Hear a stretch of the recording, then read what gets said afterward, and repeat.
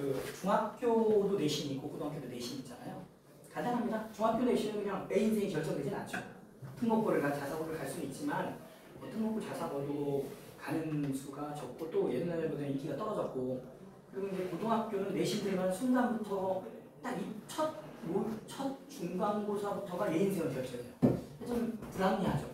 그래서 내가 애들 이제 저도 2007년부터 21년까지 대성학원에서 강남대성에서 재수를 가르쳤는데 너무 안타까운 거는 애들이 재수에서 1년 동안 성적이 많이 오르내도 학교에서는 수시로 좋은 학교 못 가니 이런 생각을 걔가 못나서가 아니라 너무 일찍 결정되니까 얘가 중간고사 딱 보고 나면 특목고에 포기해버려요. 왜냐면 중간고사를 망치셔도 얼마든지 열심히 해서 회복이 된다라는 희망이 있어야 되는데 딱 중간고사에서 내가 미끄러지면 그 순간 회복이 안 되는 거예요. 좋은 학교 가기에는. 일반고도 마찬가지고. 그래서 제가 이제 저희 친구들이나 주변에 이렇게 봐도 일반고 같은 경우도 일단 1학년 때 아이들이 결정이 되면 학교에서 몰아주기를 하거든요. 어차피 그러니까 서울대나 연구대, 의대 같은 데 수시로 가는 애들은 아이들이 우수한 것도 있지만 걔들이 이제 첫 시험을 잘 보고 나면 거기서 걔들을 막 몰아주기 때문에 거기서 벗어난 애들은 사실 얼마든지 노력해서 회복할 수 있는데도 포기를 해버려요. 너무 안타깝더라고요. 그래서 저는 개인적으로 입시를 담당하는 담당자는 아니지만 우리나라 입시에 수시는 좀 문제가 있다고 생각하는데 그건 뭐 제가 상관할 바는 아니니까. 다만 수시가 여러분도 알다시피 처음엔 2대8이었어요. 수시가 20이고 정시가 80이었는데 이게 이제 역전이 돼가지고 정시가 20이고 수시가 80이다 보니까 많은 애들이 수시에 목을 매요. 근데 이게 오히려 마이너스예요. 그러니까 수시로 갈 수 있는 대학들이 많은 건 맞아요. 근데 좀 이런 얘기하면 뭐하지만 지방에 좀 이름 없는 대학 또는 서울에 좀 네임밸류가 떨어지는 대학을 수시로 갈 필요는 없잖아요. 근데 애들이 일찌감치 포기하는 애들이 수시로 가려고 너무 거기에 이제 노력을 하다 보니까 정시 준비를 안 해요. 정시는 재수인 것이다, N수인 것이다. 방송신문에서 계속 때리고. 근데 안 그렇거든요. 얼마든지 제 학생도 열심히 1학년 때 좀 약간 내신이 안 되면 내신 관리 계속 해주면서 정시 준비하면 3학년 때 얼마든지 뭐 서울대 연구대를 갈 수 있는 아이들인데 포기해버리기도 하고 학교에서도 반치해요 사실은. 그래서 제가 얘기하고 싶은 건 영어 관련된 얘기를 지금 하겠습니다. 내신 영어와 수능 영어는 누가 뭐래도 수시가 80%이기 때문에 뭐 70%? 물론 이제 주요 대학교로 오면은 사실은 2월 1원들이 있어요. 서울대도 뭐 정시로 뭐 800명을 뽑는다, 900명 뽑는다면 수시 애들이 3,000명 중에 2,000명이 넘잖아요. 근데 넘어와요. 등급 못 맞춘 애들이. 근데 뭐 연구대, 서울대 합치면 거의 막 1,600명 되고 막 그 고대 자체로 막 800~900명이 넘어올 때도 있고 서울대 500명 넘어올 때도 있고 이러기 때문에 정시가 생각보다는 주요 대학교에서는 40% 이상 늘어나는 거 맞아요. 그럼에도 불구하고 누가 뭐래도 수시가 서울시내 전역 또는 주요 대학교 가는데 제 학생들한테는 운이 넓으니까 애들이 거기에 목을 매는 거예요. 그래서 내신 영어가 중요합니다. 그래서 내신 영어와 수능 영어의 차이를 말하기 전에 내신 영어는 대부분의 학교가 비슷해요. 중간, 기말, 교과서 모의고사를 이제 예를 들면 교과서 뭐 능률이다 그러면 교과서에서 주로 내는 것 같지만 안 그래요. 대부분의 학교들이 교과서는 한 20~30%. 그 다음에 3월달에 모의고사를 보잖아요. 그러면 전년도 3월 거 모의고사를 변형 문제를 만들어요. 그래서 거기서 내는 게 거의 60~70%예요. 그리고 이제 별내고 같은 경우는 부교재를 쓰거든요. 학교별로 달라요. 특목고도 다. 그래서 대부분의 학교들이 학교별로 케이스 바이 케이스지만 대체로 중간 기말고사는 교과서 한 30~40% 또는 50%까지 가기도 하고 나머지는 다 부교재나 모의고사를 쓰는데 이게 문제는 뭐냐면 수행평가 40%가 여기 들어가 있는데 수행평가는 정말 열심히 하는 애들 대부분 만점 맞아요. 그러니까 선생님들이 물먹이지 않는 한 열심히 하는 애와 안 하는 애는 분명히 차이 안 납니다. 근데 열심히 하는 애들은 대부분 점수를 줍니다. 그래서 수행평가는 기본 점수가 높아요. 수행평가로 인해서 어마어마하게 안 바뀌어요. 결국은 중간과 기말고사 점수로 결정이 됩니다. 근데 애들이 이제 저희도 공부를 해봤지만 벼락치기 하면 될 것 같지만 또 애들이 이제 열심히 한다고 해도 모든 과목이기 때문에 반드시 실수도 하고 그러면 이제 만약에 애들이 전체가 잘하잖아요. 그러면 예를 들면 95가 되면 93이든 90이든 누군가 점수가 내려가는 애가 나와야 되잖아요. 그래서 분명한 거 하나는 중간 기말고사 점수에서 아무리 잘하는 애도 점수 차이가 나는 건 막을 수 없다. 그리고 선생님들이 그걸 위해서 막 주관식도 내고 그래요. 일부러. 그러니까 대체로 쉽게 내지만 한두 개는 좀 어렵게 내기도 하고. 그래서 이제 중간 기말, 수행평가가 결국 중간 기말로 결정되는데 이런 면에서는 중학교 내신하고 고등학교 내신이 크게 차이가 없어요. 왜냐면 중학교 내신도 범위가 정해져 있잖아요. 다만 중학교 내신은 교과서잖아요. 근데 고등학교 내신은 교과서 외에 플러스 여기 빠졌는데 부교재가 있다는 거죠. 그리고 모의고사. 근데 이게 범위가 정해져 있기 때문에 결국은 그래도 내신이에요. 그러니까 범위가 중학교보다는 양이 많아요. 어떤 분은 뭐 10배다 또는 20배다 공부 양이나 밀도가 좀뭐 생각하기에 나름인데 10배는 되는 것 같아요. 중학교의 10배는 그렇다고 3, 40배는 좀 과장된 거고 10배는 분명히 돼요. 근데 그럼에도 불구하고 범위가 정해져 있기 때문에 본인이 계획대로 공부하면 충분히 담아줄 수 있어요. 제가 시험철에 이렇게 해보면 심지어는 이제 방과후 수업 같은 데 가서도 제가 이제 시험 대비를 해주면 기출문제가 전국의 능률이라면 교과서가 다 똑같잖아요. 그러면 모의고사도 3월달 교육청 거로 변형하는데 다 비슷해요. 그러면 부교재가 좀 다르긴 해도 기출문제를 수십 개 학교를 문제를 뽑아서 겹치는 거 빼서 추려서 주면 거의 100% 거기서 나요. 그러니까 문제가 만약에 30문제다라면 제가 300문제 주는 거잖아요. 10배 주고. 근데 그거도 다 안 보고 가거나 봤는데도 기억을 못해요, 애들이. 그래서 못하는 거지. 사실은 학원 다니는 선생님들이 어느 학원이든지 요새는 그 전국적으로 이런 데이터망이 잘 돼 있어가지고 선생님들이 좀만 수고하면 다 해줘요. 근데도 애들은 못 맞춰요. 그래서 아예 성실성이 문제인 부분이고요. 다만 중간 기말고사와는 다르게 이제 뒤에서 얘기하는 모의고사, 즉 수능으로 이어지는 별개의 문제에서 내신 부분을 더 말씀드리면 이제 내신이 9등급에서 이제 중3 때부터 5등급 바뀌는 신문에서 보셨죠? 9등급에서 5등급 바뀌면 우리가 입시를 모르는 분들도 대부분 알 수 있어요. 쉬워진다. 그러니까 예를 들면 영어만 놓고 보면 1등급이 4%였어요.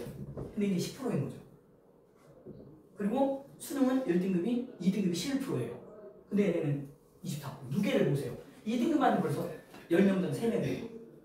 그리고 예를 들면 한 학년에 300명이다 그러면 뭐 24%면 진짜 24% 밑으로는 거의 진짜 이런 말하면 대학 포기하는 거예요. 서울시내 대학은 아예 포기할 지경이 돼요. 그러니까 결국은 웬만한 애들은 다 1등 맞는다는 거예요. 그러면 학교 내신의 밀도가 낮아질 수밖에 없어요. 그러면 이제 학교 내신이 국어만 아니 영어만 그런 게 아니라 다른 과목도 그럴 거 아니에요. 그럼 여기서도 물론 아이들 사이에 이제 편차가 생기긴 하지만 결국은 다른 부분에서 이제 결정이 될 부분이 있다라는 거죠. 그래서 학교 내신은 거듭 얘기하지만 수능과는 좀 다르고 범위가 정해지고 본인이 노력하면 일정 정도 성적이 나온다. 이게 포인트고요. 두 번째로 9등급에서 5등급 하기 때문에 아주 최상위권이 아닌 친구들이 유리해진다. 오히려 상위권이 불리해지는 거예요. 최상위권에도. 왜? 아시다시피 정말 어렵게 나오고 그럴 때는 또는 예를 들면 자기가 4% 안에 들거나 또는 1% 안에 드는 게 우위를 점하는데 이렇게 되면 공부 잘하는 애들이 손해를 보거든요. 수능도 불수능일 때는 공부 잘하는 애들이 유리하지만 물수능이 되면 공부 잘하는 애들이 피보거든요. 그래서 어쨌든 내신과 학교의 그런 부분은 크게 걱정할 부분은 아니다. 아이들이 느끼는 체감 온도는 다릅니다.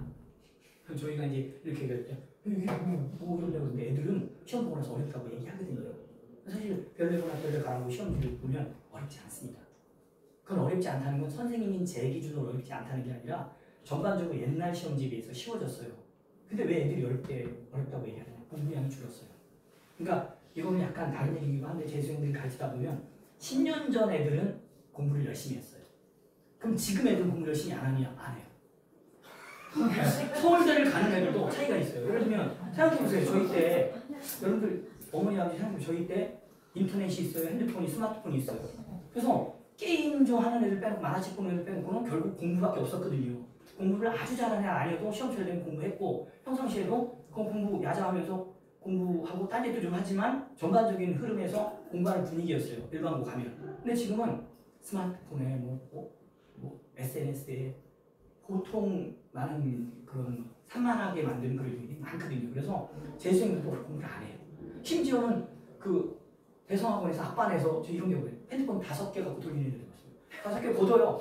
분명히 걷었는데 내가 또 뺏겼대요. 3개 그랬더니 친구 명의로요 5개를 계속해요. 자기 용돈 많으니까 뺏기고 내고 또 공기처럼 쓰고 뭐 그런 게. 근데 걔가 연대가 서울대가요.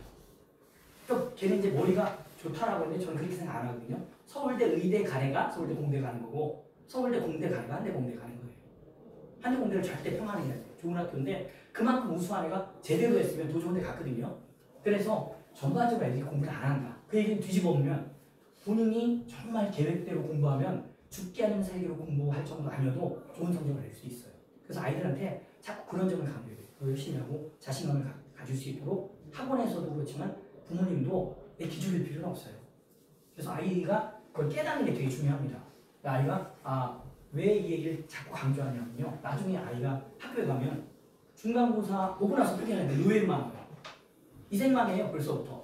사실은 고등학교 3학년 때 이생망까지는 이해가 가잖아요. 우리 때는 그랬으니까. 근데 우리 때는 적어도 고등학교 1학년 중간고사 보고 나서 포기하는 애는 없었거든요. 근데 지금은 실제로 포기했다라는 말보다 말로도 그렇고 행동으로도 그런 얘기를 하는 친구들이 많다는 겁니다. 자, 그리고 이제 어쨌든 내신 얘기는 이렇게 됐고요. 내신은 이제 시험철 되면 학교에서도 알아요. 학원 다니는 애들이 꼼꼼하게 해주니까 처음에는 학원 선생님들이 요약 정리를 못 해주도록 희한하게 내는 선생님이 있었어요. 이제 학교 선생님도 포기했어요. 제 친구나 선후배들도 학교에 있지만 학원에서 그걸 알기 때문에 정리해준다는 걸 알기 때문에 선생님도 그분에 대해서 뭐라고 안 해요. 왜냐면 시험지를 유출시킨 것도 아니고 어차피 말하고는 비슷하거든요. 학원 선생님 훌륭해서가 아니라 예상 문제를 뽑아줄 수 있는 이유가 기출문제가 많다고 그랬잖아요. 올해 교과서가 바뀌잖아요. 근데 전국의 영어학원 선생님들이 얼마나 많아요. 사이트에 다 올립니다. 그러면 우리는 또 교차로 확인해서 그 문제 중에 좋은 문제 엄선해서 내면 결국은 학원 선생님 그 문제를 학교 선생님도 참고해요. 왜냐면 그 똑같이 내지는 않지만 자기가 교과서가 바뀌면 자기도 문제를 내야 될 거 아니에요. 그러면 이 사람들이 어떻게 문제를 만들었나 들여다보기도 하고 그러면 자기는 그 문제를 뺏기지 않았다고 주장하지만 표절하고 똑같아요. 어디선가 들은 곡조를 했는데 표절 아니라고 주장하는데 나중에 보면 표절이잖아요. 일부 곡조가 똑같아요. 그래서 자기는 두루 문제를 점검했다라고 생각하고 내가 창의적으로 문제를 냈다고 생각했는데 결국은 그 안에서 내요. 이거는 제가 한 얘기가 아니라 학교의 현장에 있는 제 선배가 한 얘기예요. 교과서까지 쓴 분입니다. 근데 이 문제를 자기가 이제 이렇게 두루 사람들은 어떻게 내나 이렇게 보다 보면 나도 모르게 내가 낸 문제가 동화된다. 이렇게 썼고요. 그 다음에 이제 수능 영어는 내신 영어와 펼쳐질 차이점이 이겁니다. 범위가 없습니다. 범위가 없다 그래서 교과서는 범위가 있는 게 뭐 몇 과부터 몇 과 아무리 그 부교재가 넓어도 결국은 범위가 있잖아요. 근데 수능 영어는 범위가 없습니다. 단 학년별 가이드라는 게 있어요. 우리가 사전에도 여러분들 아시잖아요. 옛날에 어릴 때 별표 3개, 중학생님 별표 2개, 고등학생님 별표 하나, 대학생님. 근데 그 사전마다 일치하지 않거든요. 거의 일치하지만. 그러니까 예를 들면 범위가 없다라고 해서 아예 무작위는 아니고 1학년 수준의 단어가 교육부에서 제시되는 게 있어요. 근데 그게 이제 내다 보면 평가원도 못 맞추더라고요.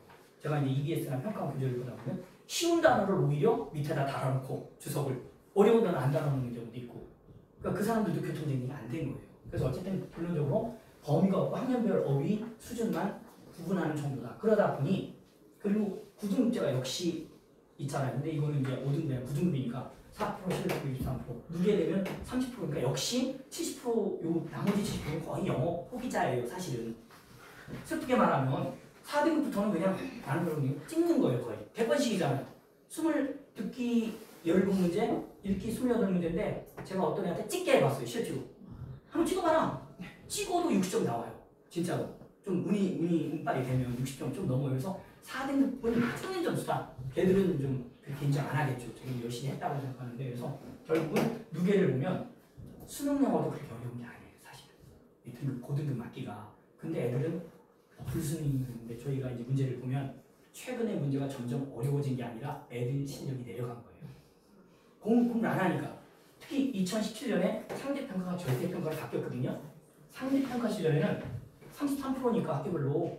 그러니까 3분의 1을 영어가 차지하고 표준 점수 단 하나라도 더 맞아야 되죠. 98점하고 100점이 과가 바뀌어요.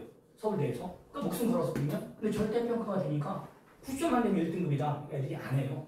근데 의외로 비율도 반영비율도 감소했잖아요. 근데 이제 여기에 약간 숨은 이면을 봐야 돼요. 제가 영어 선생님이기 때문에 영어가 중요하다는 얘기를 안 해요. 저는 애들 상담하도 그래요.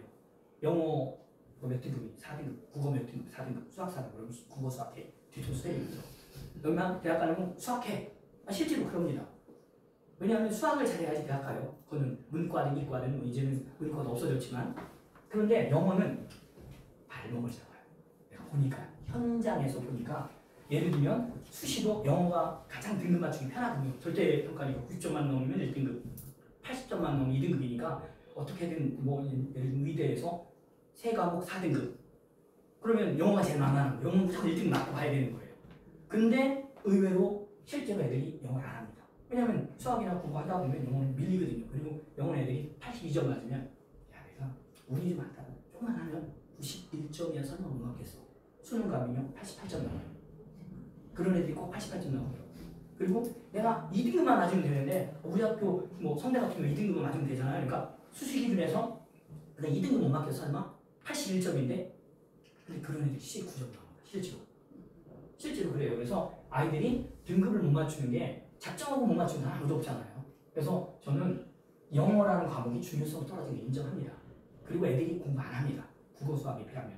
그러나 가장 중요한 것은 영어라는 과목이 발목을 잡을 때가 있더라. 영어 때문에 대학을 못 간다는 말이 영어가 중요해서 대학을 못 가는 게 아니라 영어 무시하다가 이제 중요한 과목 아니야. 그럼 언제든지 뒤늦게 할 수 있어. 그러다가 발목을 잡히는 건 맞습니다.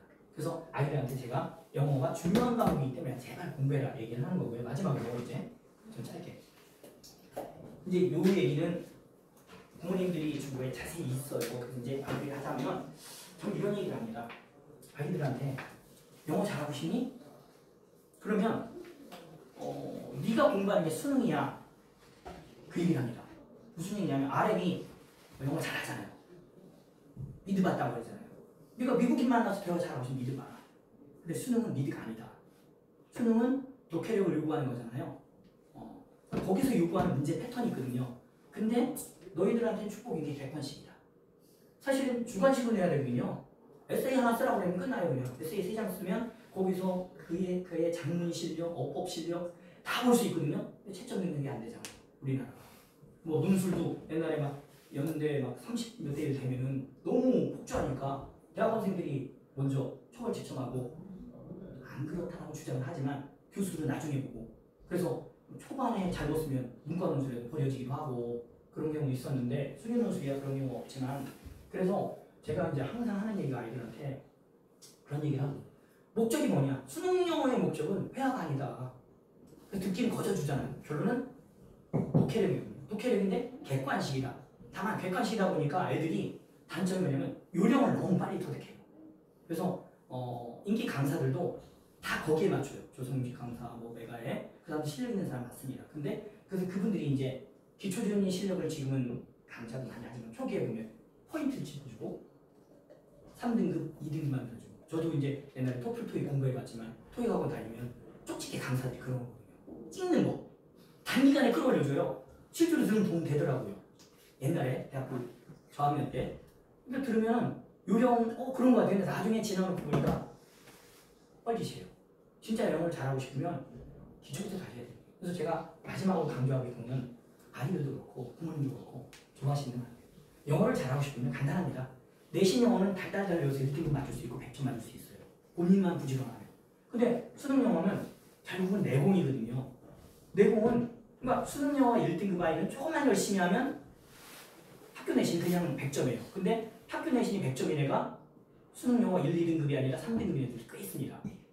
결국은 1학년 때부터 학교 내신에 연연하지 않고 묵묵히 투자한 애들은 나중에 가면 편하게 공부할 수 있어요. 그래서 제가 이제 부모님들한테 당부하는 거는 아이들이 학원에 다닐 때 또는 이렇게 봐주실 때 편식하지 않도록 영어가 중요한 과목이기 때문에 영어 열심히 해라 이런 얘기가 아니라 수학도 열심히 하고 국어도 열심히 하고 수학이 대학 가는 길이니까 그런데 애가 최소한 영어라는 과목 1점 정도 해줄 수 있도록 물론 이제 고등학교 가면 부모님들이 간섭할 수 있는 단계가 지납니다. 아이들이 알아서 하는 거예요. 다만 흐름상 부모님들이 간섭을 할 수 없지만 계속 조언을 해주고 좀 봐줄 수 있는데 제가 이제 학원에 오면 애들한테 강조하는 게 항상 기본부터 다져라. 그래서 저희는 이제 수업을 하면 어휘와 구문을 강조합니다. 무조건 어휘와 구문이거든요. 왜냐면 궁극적으로 애들이 이제 마지막 끝나기 전에 제가 재수생 오랜 동안 재수생 15년, 20년 가르치면서 항상 애들 상담을 하면 안타까운 게 와서 그래요. 선생님 저는 단어는 되는데 문장 해석이 좀 안 돼요. 그래? 옆에 와서 보면 단어도 안 돼요. 본인이 착각하는 거예요. 단어를 많이 외웠다라고. 그 다음 두 번째, 저는 단어도 되고 문장 해석도 되는데 덕해가 안 돼요. 그래? 옆에서 이렇게 시켜보면 문장도 구문도 못 끊어요. 부정확하게 해석할 때가 많습니다. 전체적으로 감으로 푸는 거지. 그 다음 이제 마지막으로 저는 독해도 되고 어휘도 되고 문장도 되고 독해도 되는데 해석을 틀려요. 왜? 해석을 틀리지 않아요. 자, 근데 문제는 틀려요. 근데 그 아이들은 맞는 경우가 많아요. 왜냐면 이제 국어문제와 영어가 믹스되다 보니까 이 언어 문제거든요. 원어민도 틀릴 수 있거든요. 옛날에 그 어느 프로에서 타일러가 그 틀렸잖아요. 34번 빈칸 문제를.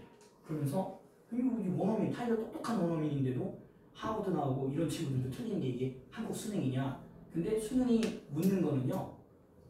추론 능력이거든요. 그리고 주관식으로 낼 수 없기 때문에 객관적으로 배배에 쓴 것도 맞아요. 그걸 통과해야죠. 시험이 시험이니까. 제가 하나는 수능 출제가 불합리한 면도 있다. 근데 지금 최선이라는 게 아니라 차선이다. 그러면 수능에 네가 맞추지. 네가 수능 출제위원이 되지 못하는 한 수능 출제위원을 탓하지 말아라. 그래서 수능에서 가장 좋은 점수를 만들기는 간단합니다. 단어 파트를 가지고 구문 해석되고 독해력이 된 다음에 문제를 많이 푸는 거예요. 근데 문제를 많이 푼다라는 게 기본이 된 상태에서 문제를 보면 이해가 되잖아요. 근데 애들이 이제 기본이 안 되는 상태에서 어휘도 조금 부족하고 구문도 좀 부족한 애들이 나름 운빨로 1등 맞았는데 문제를 틀리면 자기가 잘 아는데 틀린 게 이해가 안 된다는 얘기를 합니다. 근데 안 그렇거든요. 그래서 저는 이제 예비 중3 애들이 고1로 나오면 항상 수업을 하면 강조하는 게 어휘 구문이거든요. 그 다음에 독해도 모의고사보다는 기본적인 실력을 가지고 속도 이런 거 신경 쓰지 말고 그리고 항상 지문을 많이 푸는 게 아니라 양보다는 질이라 하루에 10문제를 푸는 게 아니라 세 지문을 받아줘도 자기는 몇 번이고 말아. 그리고 늘려가면 된다. 그래서 영어라는 과목은 언어잖아요. 국어하고 유사성이 있죠. 언어는 하루아침에 안 늘잖아요. 그 얘기는 오랜 동안에 걸쳐서 투자되는 거거든요. 그래서 부모님들에게 제가 이제 아이들 영어를 맡으면 자신하는 거는 저는 물론 시험 대비 잘해줍니다. 근데 시험 대비 이전에 아이들한테 영어의 방향성과 길을 제시하는 거 굉장히 추상적으로 들리잖아요. 이런 얘기하면 지금 당장 애가 중간고사 보는데 중간고사 점수가 잘 나오는 게 중요하지 않냐. 맞습니다.